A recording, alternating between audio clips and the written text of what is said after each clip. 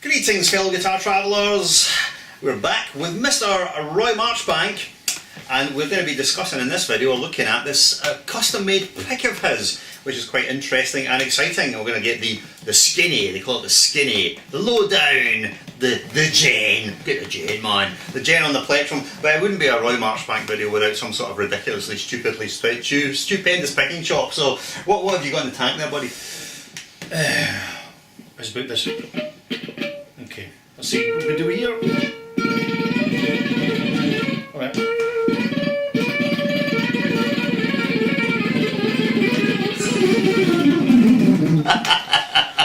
Something like that. I'm not even going to ask what that was. Right, awesome. Right, so before we actually get into discussing the pick, you know, all the goodness of the pick, so before you had this pick design, it's my understanding that you used to use 3 big stubby plectrums glued together, super glued together. Yeah. So what sort of stuff? What was the thickness of the plectrums that were glued together? 3 mil each.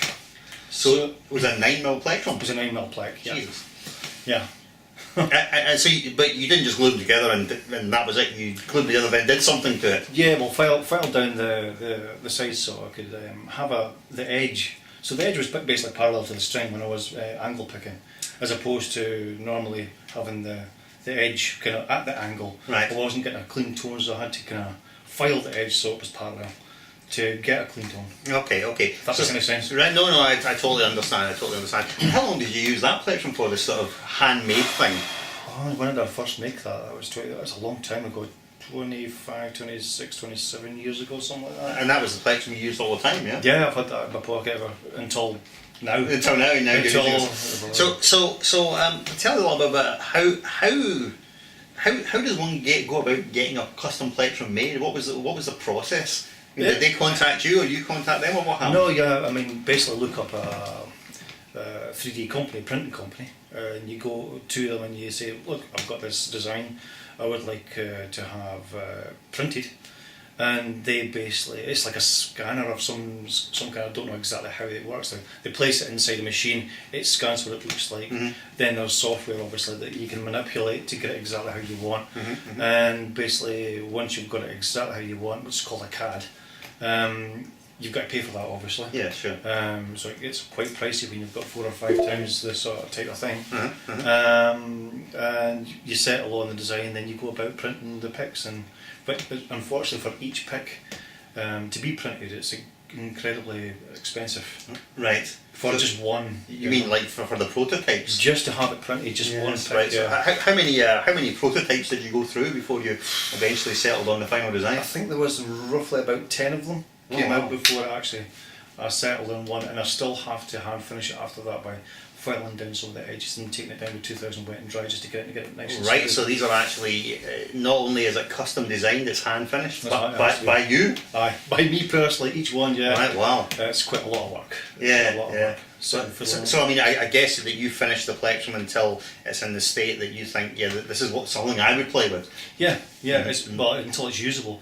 If the sides aren't buffed into a high polish, you're not going to get the benefits. And also, it's when we send out the details to the client, whoever's wanting to buy one, we have to understand if they're holding their hand this way or this way. Right, I see. So the angle has to be, buffed down to their specs. So I think maybe what we can do here is I'm going to shoot some separate footage of close-ups of the plectrum. So maybe you could kind of go through because I understand that the plectrum has got several different sides which are usable for different sorts of purposes. Three different sides, yeah. Okay. So talk about one of them first, whichever one that is. Okay, well, the side that we're just talking about there that has the angle on it, there's 2 available depending on how you hold your hand position. So if you're holding your hand position, say this way, then I have to go about ordering the pick for that specific hand position. Oh, right, okay. But if you hold your hand this way and you pick this way, then obviously I have to have that ordered for the client as well. So in that case, does the client actually come to you and say, this is how I hold my plectrum? Or do they request, I want it fashioned this way or that way? Yeah, well, basically they contact me directly, and I send back a form saying, how do you hold your hand? what is your hand position when you Right. pick or whatever pick, and they've got 2 to choose from. Mhm. So then I know what pick to order for them, and then I've got to go about finishing off the pick. Right, wow. Well, so I mean, these plectrums really are custom made. When people talk about custom made, what they really mean is, well, I've got like 1 of 1,000 plectrums. Yeah. But what we're talking about is if you have one of these plectrums, it's 1 of 1. Yeah. Basically, it's Yeah. 1 of 1. That's quite amazing. Yeah.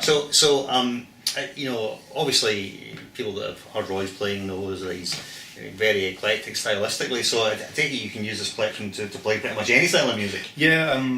Well, later on, once I had like that together, both those sides and the CADs for that pick, I realised that for acoustic players, and the thing I struggled with most when I was in acoustic sessions, was not being heard above the rest of the rabble. Because an acoustic guitar is quite a quiet instrument in comparison to some other, acoustic, like say fiddle or accordion, whatever else.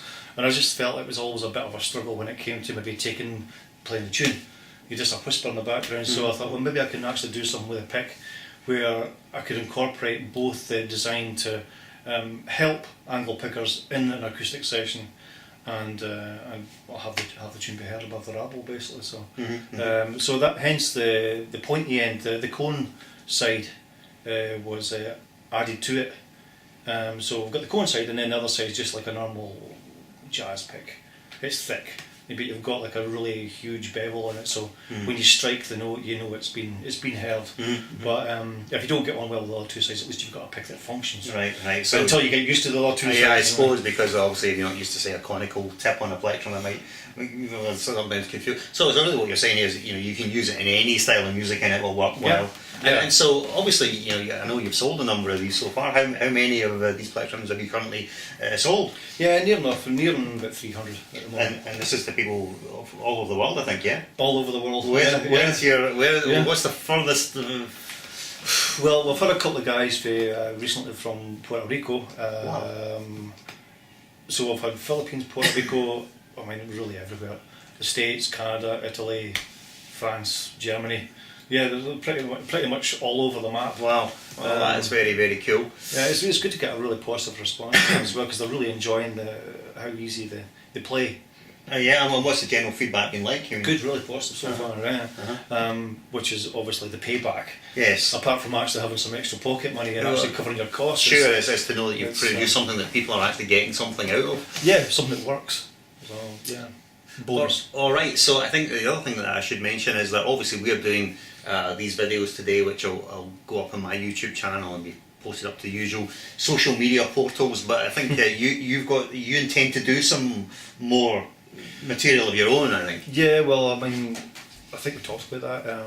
I think it's definitely a case of every day. It's certainly every week having a couple of videos going up into Instagram for the punters to have a look over. And, I mean, any questions that people have that are things that they would want to see, I'm more than happy to kind of go ahead and record for them and put up just free stuff, because I mean, if it's going to help someone, that's really what you're doing it, and ultimately put any old demons to rest. Okay, so I'm gonna, because if you've ever seen any of Roy's stuff, there are some kind of, shall we say, incredulous reactions which happen from time to time, and I've certainly, when I put up material from Roy's, I did get those reactions sometimes. So I think it's worth just addressing these things, flat out, and just saying this is really what it is. Is any of your stuff MIDI? Never been MIDI. Right. Okay. I've got a MIDI pickup. Yes. And it runs into a machine that obviously can be used as MIDI as well. But I think the way that this pickup works, certainly for when I've been playing at any time live or recording, it's been through the HRH setup. It's basically it's COSM, right? And it's model, so it's used more like a passive pickup than it is a MIDI pickup. It is a MIDI pickup, but it's not used. But it's not. To so when you hear the notes coming out of the notes you've played or recording, it's a true reflection of what's coming out of the instrument, and it's not actually some sort of digital creation of what you play. Yeah, exactly. Because that's certainly one of the criticisms that does get levelled. It's faked, it's MIDI. And here's the other one to deal with, and this is the one that comes up almost more than any other, that it's not real and it's all been sped up and somehow you faked it. So, shall we let's just have a rebuttal of that then? So, Well, is it real? obviously it's not real. I know, we faked it all in the studio. Faked it all. Well, you know, let me answer that in this way then. Then I've sat with Roy many times and I've heard him play, and I can just tell you that what he says he can do and what you hear on the recordings is in fact what he can do. And hopefully this series of videos will sort of put that to rest a little bit. I hate to tell you guys out there in the guitar land, because I know you don't want to believe it because it's such a freakish ability and technique, but it, unfortunately guys, is completely real. You can actually do what he says he can do, and no one is more devastated than that by that than me. You know, to know that, by God, this guy can pick far better than I'll ever be able to pick, but that's just the way it is. So just suck it up, accept it, it's freaking real, right? And I've still got to dig my own hole. I know, I'm going to kill Roy after this video is over. So, let's see now. So, I think we've dealt with that. It's real guitar sound, it's not picked up. I think what people also they tend to think is like, well, okay, it's not all one take, it can't be real. I said, well, if I split up like a guitar solo over like 4 or 5 or even 6 tracks, then I'll kind of like, you know, okay, I'll take that part and I'll take that part and I'll splice that together. The playing's real, and yeah, there is a lot of heavy editing going on to actually make the thing all come together. That's what you do. That's what you do with studio. That's common practice, isn't it? I mean, as I've said many times before, you don't go to the cinema to watch a film and what you get shown is the daily rushes. No one would pay to see that, you know. Yeah, well, no one wants to see raw footage. They want to see the fully finished, you know, polished product. And obviously, if it's live, it's a bit different. But you know, certainly there's some things that I've played that I just think, no, it's not good enough. I'll just do another take, or I like the first half of that take and I prefer the second half of that take. Let's just splice them together. Bit of a non-issue, really. Yeah, and now I guess for the thing at the end, how do we get a hold of one of these plectrums? Do tell us. How do we get one? Direct to phatbhoypicks@gmail.com. Mail me. I'll get back to you in all the details. I'll ask you obviously your address, how much it costs, how to go about paying for it, which is through PayPal. It's £20 a pick. I know it sounds a bit pricey, but they're incredibly expensive to have printed, so I have to make a profit off that as well. In my defence. Well, I think for a truly unique customised plectrum, it's not very much money. I don't think it's that bad at all. No, it's not very much money. Not in the grand scheme of things, no. Right. So basically, it's through PayPal. It's £20 a pick, £5 post and package, depending on where you're going to be. Obviously, located round about the little blue bubble. And yeah, I'll go about like getting one designed to your specs and rubbed out and angles all correct, hopefully. And post it to you. It should be with you within a week to 2 weeks, depending on customs. Sometimes customs can be a little bit dodgy, but other than that, it's pretty much straightforward. I just imagine going, hey, this pick looks a bit dangerous. If we let this pick into this country, this guy will be able to pick a hell of a lot faster, and it'll be a danger to national security. so let me just get that right. That's Fat Bhoy Picks. Phatbhoypicks at gmail.com. At gmail.com. Right. And for the illiterate people like me, I guess that's FATBOYPICKS. Is that right? I know because but it could be Picks with a Z. Who knows? Yeah. It's PHA80. Fat. Oh, Fat. All right. So let me try that again. Then it's PHATBOY. BHBHOY. Oh, really? Aye. Why? Aye. Bye. You know, Irish. I get you. I'm with you. Are you with me now or no? So a total disregard in everything that I've ever said up to this point, but I'm prepared to be infallible all over again from this point onwards. It's PHATBHOY. Yes. PICKS. Yes. At gmail.com. Exactly. All right. Get a hold of Roy and order your picks. Order your picks today. Awesome. Well, I think we've pretty much gone around the houses, and the last thing to say, I guess, is that obviously you're going to be doing stuff on YouTube and Instagram. Looking forward to more content from you. Yeah. You're also available for masterclasses, I believe. Correct. Well, yes. From 2018. 2018. Yeah. Well, I mean, I'll certainly going to see if we can organise something with Roy here in Glasgow. I think that would be really very cool indeed. There's also going to be at some point a book available.